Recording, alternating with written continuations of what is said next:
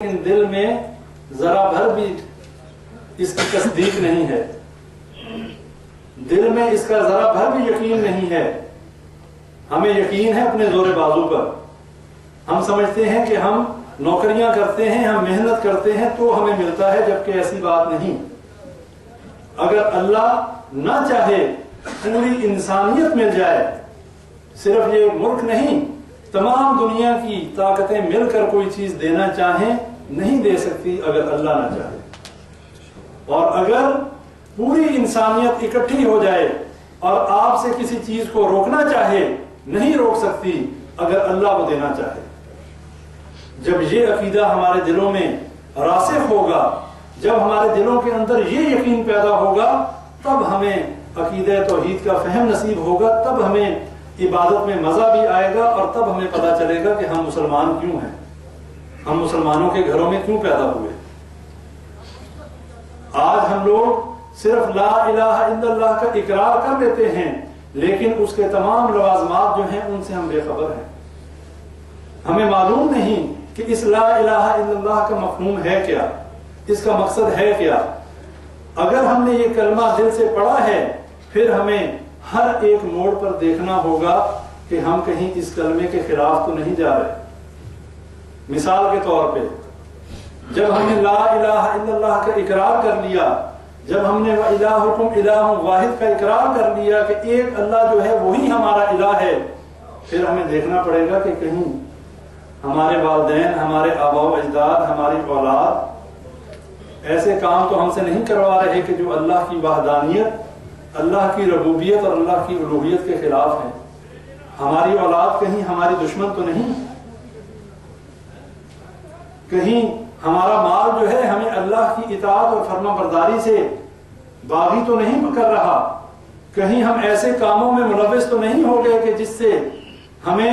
ہمارا مال اور ہماری اولاد اللہ سے دور لے کے جا رہی ہے۔ ہمیں اپنے والدین، ہمیں اپنی اولاد، ہمیں اپنے مال، ہمیں ان تمام چیزوں کی طرف دیکھنا ہوگا، اور ہمیں یہ بھی دیکھنا ہوگا کہ یہ چیزیں ہمیں اللہ کے قریب کرنے کا باعث ہیں یا اللہ سے دور کرنے کا۔ اور اگر کسی شخص کے پاس مال ہے، اولاد ہے، اور اس کے باوجود وہ اللہ سے ڈرنے والا ہے، اور وہ اولاد اور وہ مال اس کو اللہ کے قریب کرنے والا ہے، تو اس کو مبارک ہو۔ اور اگر یہی اولاد اور یہی مال جو ہے وہ اللہ کے حکموں میں رکاوٹ ہے، یہی مال یہی اولاد جو ہے وہ اللہ کے حکموں پہ عمل کرنے سے روکنے والے ہیں، تو یہ باغی ہیں، یہ اللہ کے دشمن ہیں، یہ اس بندے کے دشمن ہیں۔ کیوں کہ جس اولاد، جس اہل و عیال کے لیے ساری زندگی انسان محنت کرتا ہے، انسان اپنے لیے کیا کماتا ہے؟ ایک لباس جو اس نے پہنا ہوا اور وہ جو اس نے مال کھا لیا، باقی تو نہ کبھی کسی کے کفن کی جیب لگی ہے اور نہ ہی کوئی قبر میں اپنا مال لے کر گیا ہے۔ وہ کوئی بادشاہ ہو، کوئی فقیر ہو، جو بھی جاتا ہے خالی ہاتھ جاتا ہے۔ لیکن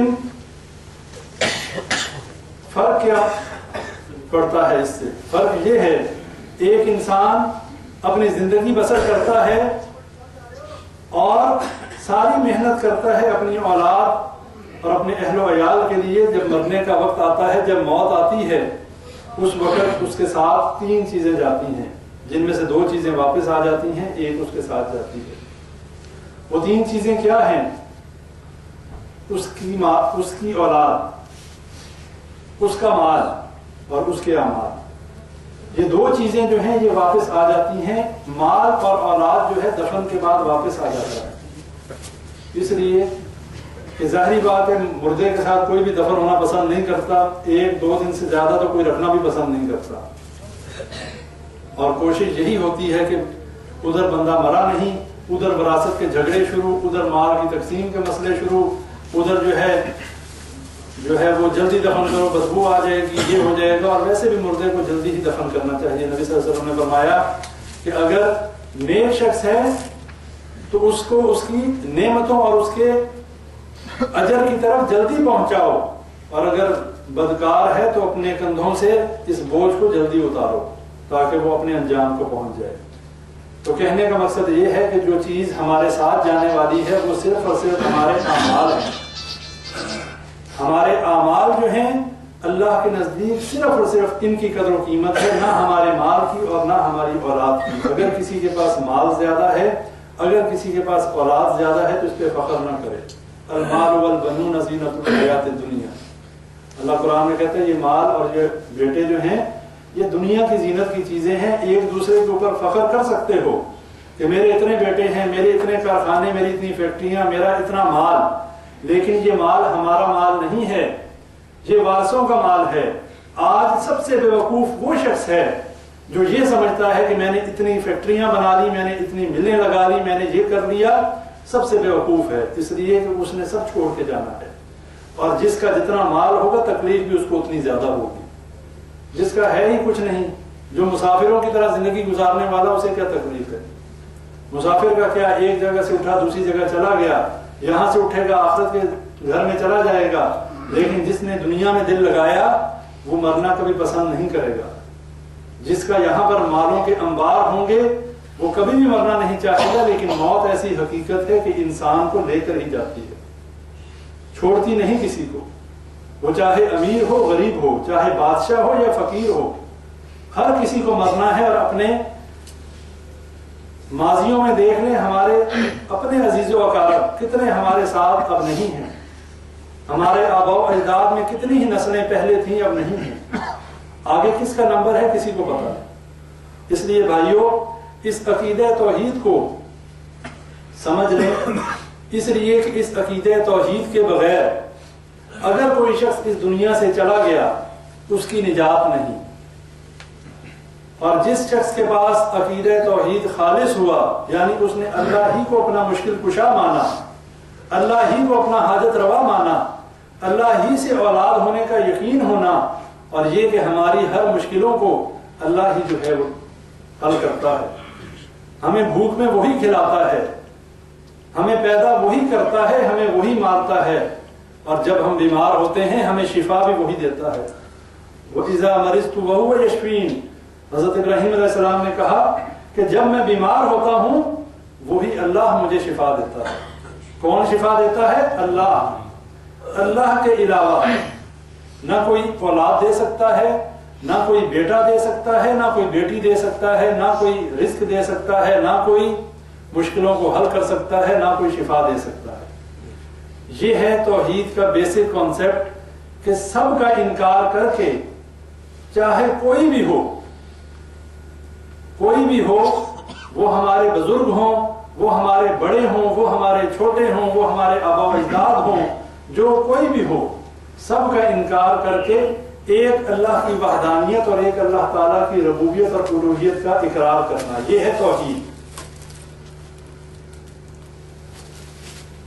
اور اس کے بعد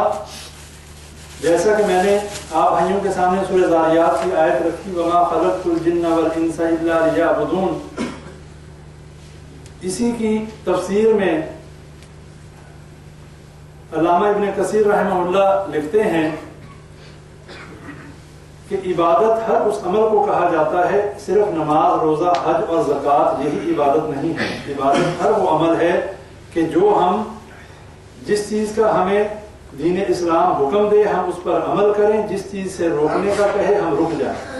آج ہماری توحید تقسیم ہو چکی ہے، اور آپ بھائیوں کو صرف بتانا مقصود ہے، آپ لوگوں کو سمجھانا مقصود ہے۔ میں بہت بڑا کوئی عالم نہیں ہوں، ایک طالب علم ہوں، لیکن مقصد صرف یہ ہے کہ آپ لوگوں کے ساتھ شیئر کرنے سے کچھ مجھے بھی فائدہ ہوگا، آپ کو بھی فائدہ ہوگا۔ کہنے والا محتاج ہے، سننے والے بھی محتاج ہیں، لیکن ایک دوسرے تک پہنچائیں گے، اس کے بعد اللہ سے دعا کریں گے اللہ تعالیٰ ہمیں اس پہ عمل کرنے کی توفیق عطا فرمائے۔ جو بات کہی جا رہی ہے مجھے صحیح بات کہنے کی توفیق دے، اور آپ لوگوں کو اس کو غور سے سننے کی توفیق دے، اور اس کے بعد ہم سب کو اس پر عمل کرنے کی توفیق دے، تب اس بات کا فائدہ ہے۔